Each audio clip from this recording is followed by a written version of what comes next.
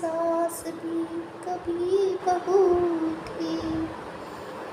एक प्रेमी आता है, एक प्रेमी जाता है, आईना बन के घड़ी, क्योंकि सास भी कभी बहू थी।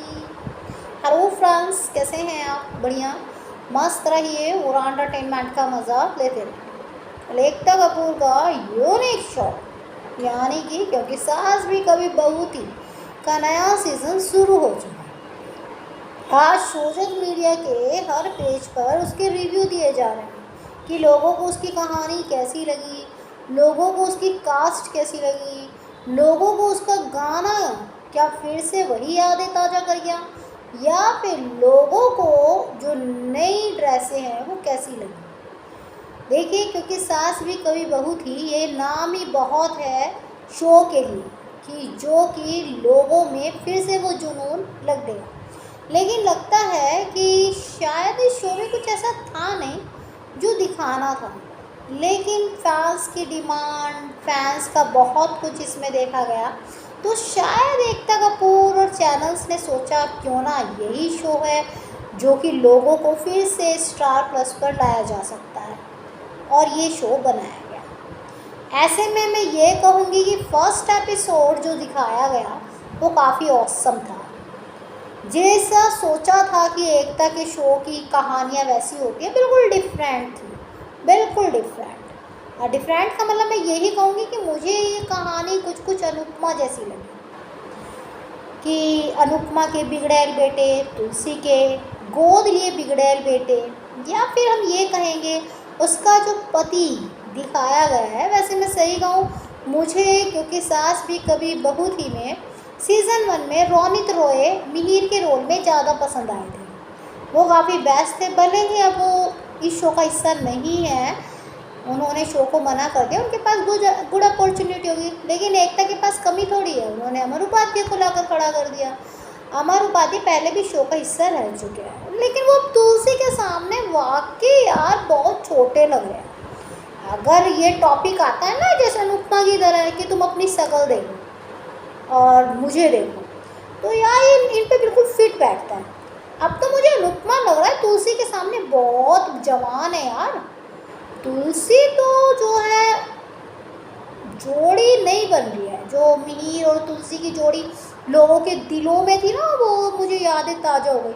लेकिन अब देखकर लग रहा है नहीं, वो जोड़ी तो बिल्कुल भी फीलिंग नहीं आ रही है। ऐसे में कह सकते हैं कि शो में जो भी है, फिलहाल शो की कहानी पर अगर बात की जाए तो कहानी अनुपमा जैसी ही है, जैसे मैंने बताया है। अब शो में जो है आपको ट्रायंगल लव यानी कि मिहिर की कोई लव स्टोरी भी नज़र आएगी, और तुलसी का त्याग, तुलसी की परेशानियाँ, तुलसी के बच्चे बिगड़े हुए, वो सब नज़र आएगा। ऊपर से जो है तुलसी की जो सबसे भयंकर दुश्मन निकलने वाली है, बहुत बड़ी दुश्मन जो होने वाली है, वो उसी की फैमिली की जो गायत्री वीरानी है वो नज़र आएगी, खबर उड़ती उड़ती नज़र आई। अगर हम बात करें इसके जो है शो की टीआरपी को लेकर, शो का म्यूज़िक जो है, कल शायद सभी के घरों में रात को ये आवाज़ें आ रही होंगी, क्योंकि सास भी कभी बहू थी। कभी हम रात को सुना करते थे, चोर नहीं घुसा करते थे, लोगों को लगता था रात को जाग रहे हैं, तो अब भी वही ट्यून बजती भी नज़र आई है। तो ऐसे में कह सकते हैं कि लोगों के अंदर चाम तो है। अगर स्टोरी अच्छी हुई तो टीआरपी निकाल लेगा यार, बम्पर निकाल लेगा। कलरिंग की बात करें वो बेस्ट है, उसमें कोई डाउट नहीं है। आपको पीछे के काफ़ी सीन दिखाए गए हैं याद दिलाने के लिए कि हम ही हैं, कभी तुम कुछ और समझो, हम ही आए हैं, वो दिखाने के लिए आपको पीछे कुछ फ्लैशबैक लेकर गए थे। म्यूज़िक वही है, इसका म्यूज़िक इतना टॉपर है कि भैया कहीं चलेगा ना लगेगा अरे यार वो शो। तो आजकल तो शो में गाने होते ही नहीं हैं, पता ही नहीं चलता कौन सा शो शुरू हो रहा है। लेकिन एकता के पहले शो में ना गाने होते थे, पता चलता था वो वाला शो शुरू हो गया है। अब बात करते हैं इसकी ड्रेस की, वो काफ़ी बेस्ट है। बात करते हैं कास्ट की, मुझे कास्ट में स्मृति ईरानी बेस्ट लगी है, उन्होंने अपना बेस्ट ही बेस्ट दिया है। मुझे तो लगा पॉलिटिक्स में जाके वो एक्टिंग भूल जाएंगे, लेकिन और भरपूर एक्टिंग भर गई है उनमें। अमर उपाध्याय भी बेस्ट लगे हैं, और बाकी सब थोड़े बड़े लगे हैं, किरदार के अकॉर्डिंग बड़े लग रहे हैं।